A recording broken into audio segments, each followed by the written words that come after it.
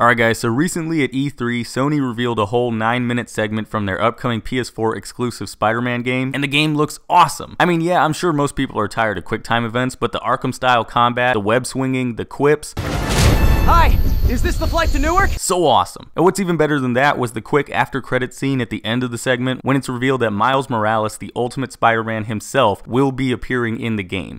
Come on, dude, let's go. Miles!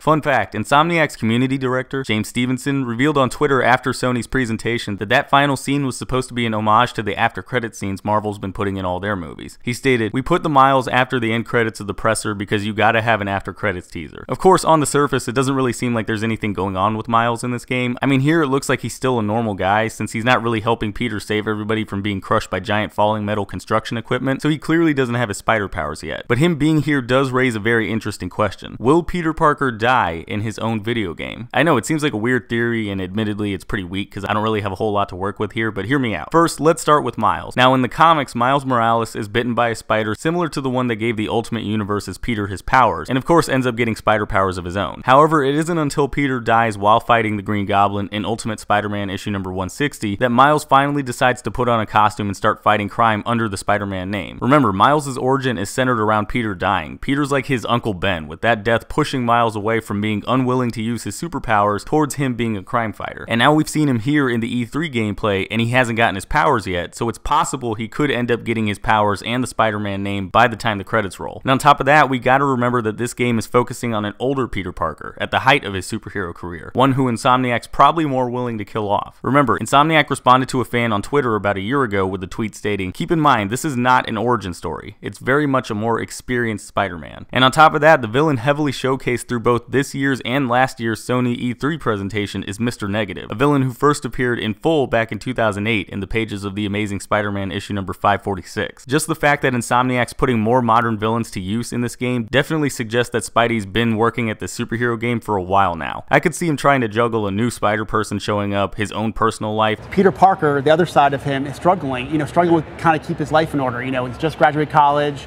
he's got a job, he's trying to make his life, and that kind of those kind of conflict, that's the best cyberspace stories come out. And whatever plans Mr. Negative and the other villains start trying to put together. So maybe Miles gets his powers and doesn't help Peter with the big climactic battle at the end of the game, only to realize that he should have helped once he hears Peter died and decides to put on the costume and uphold the Spider-Man legacy. But wait a minute, remember how Peter got touched in that jump scare moment towards the end of the demo?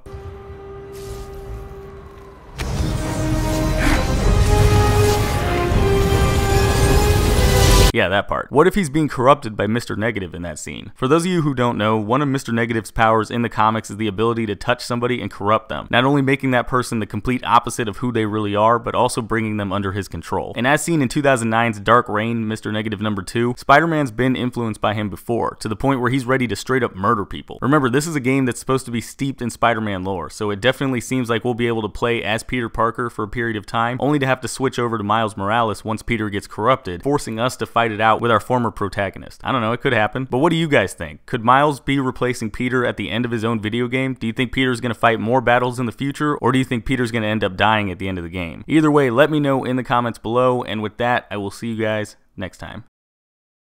Hey, thanks for watching. If you liked the video, be sure to click that like button, maybe leave me a comment while you're at it, and go ahead and click that subscribe button. Also, don't forget to check out any of my social media pages. I've got a Facebook, Twitter, Twitch, and Instagram. All those links are going to be in the description below. And I've also got my last video right there in the middle of your screen. So if you want to check that out, go ahead and click it, check it out. Alright, and I will see you all next time.